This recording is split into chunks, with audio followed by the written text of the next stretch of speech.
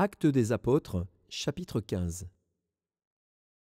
Quelques hommes, venus de Judée, enseignaient les frères, en disant : « Si vous n'êtes circoncis selon le rite de Moïse, vous ne pouvez être sauvés. » Paul et Barnabas eurent avec eux un débat et une vive discussion.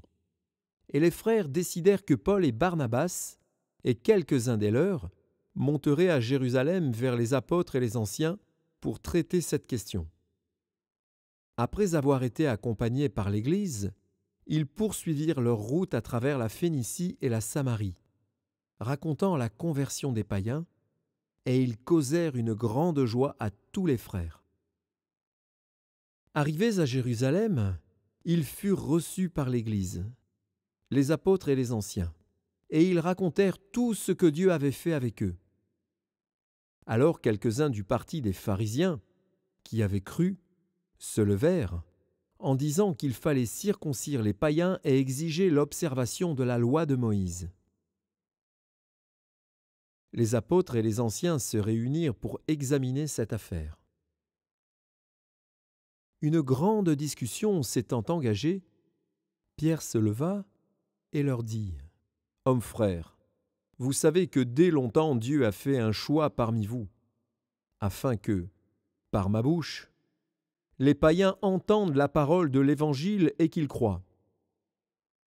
Et Dieu, qui connaît les cœurs, leur a rendu témoignage, en leur donnant le Saint-Esprit comme à nous.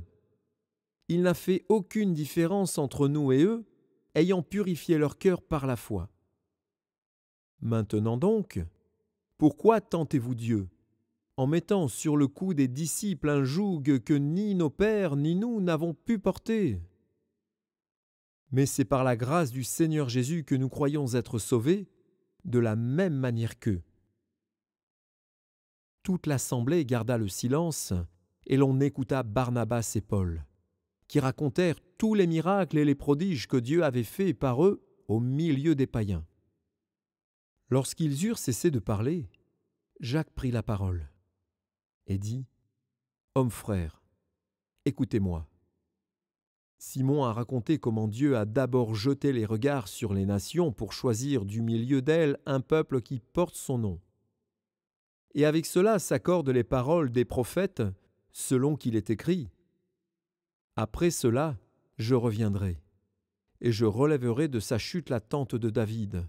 J'en réparerai les ruines, et je la redresserai, afin que le reste des hommes cherche le Seigneur. Ainsi que toutes les nations sur lesquelles mon nom est invoqué, dit le Seigneur, qui fait ces choses, et à qui elles sont connues de toute éternité.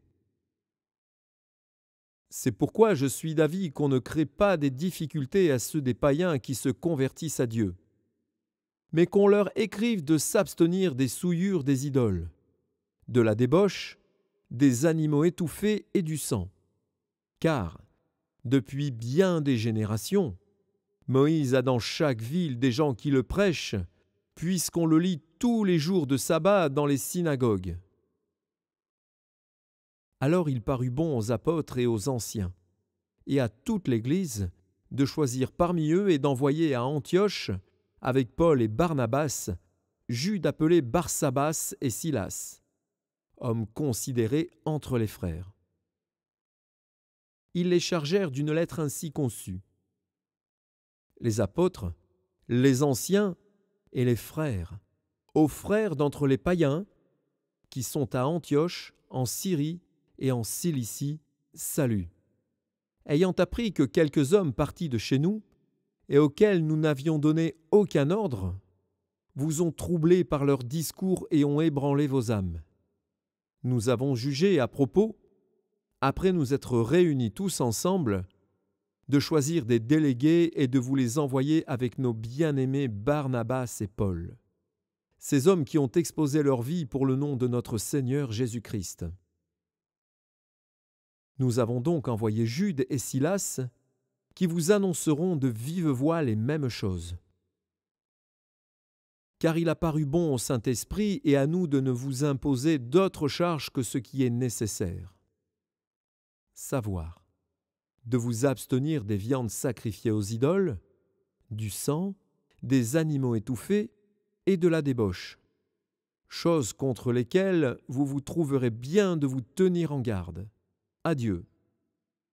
Eux donc, ayant pris congé de l'Église, allèrent à Antioche, où ils remirent la lettre à la multitude assemblée.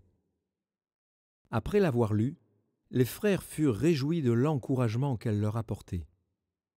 Jude et Silas, qui étaient eux-mêmes prophètes, les exhortèrent et les fortifièrent par plusieurs discours. Au bout de quelque temps, les frères les laissèrent en paix retourner vers ceux qui les avaient envoyés. Toutefois, Silas trouva bon de rester. Paul et Barnabas demeurèrent à Antioche, enseignant et annonçant, avec plusieurs autres, la bonne nouvelle de la parole du Seigneur. Quelques jours s'écoulèrent, après lesquels Paul dit à Barnabas : « Retournons voir les frères dans toutes les villes où nous avons annoncé la parole du Seigneur, pour voir en quel état ils sont. » Barnabas voulait emmener aussi Jean, surnommé Marc.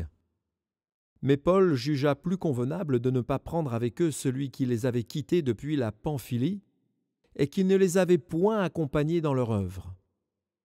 Ce dissentiment fut assez vif pour qu'ils se séparent l'un de l'autre. Et Barnabas, prenant Marc avec lui, s'embarqua pour l'île de Chypre. Paul choisit Silas et partit, recommandé par les frères à la grâce du Seigneur.